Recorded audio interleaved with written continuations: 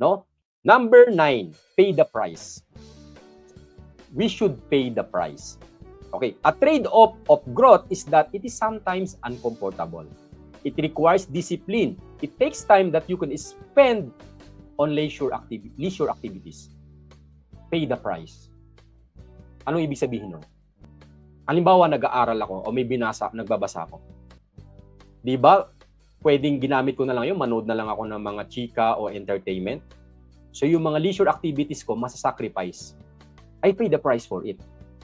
Instead na halimbawa, nag-exercise ako, growth din yun di ba? Physically, no? Instead na nag-exercise ako, maybe siguro nagpabanjing-banjing nila ako o nakipag-anohan ako.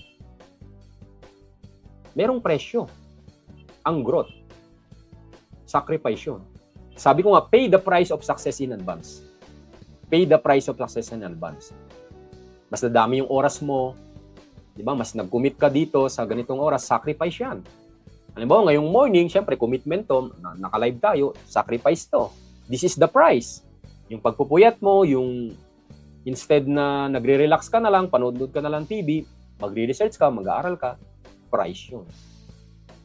And we should pay the price of success in advance. We should pay the price of success in advance. Kasi if you are not willing to pay the price, you will not reach the goals, the dreams that you want to achieve. Kailangan pong i-pay ang price. May price po ang lahat. May presyo po ang lahat. No?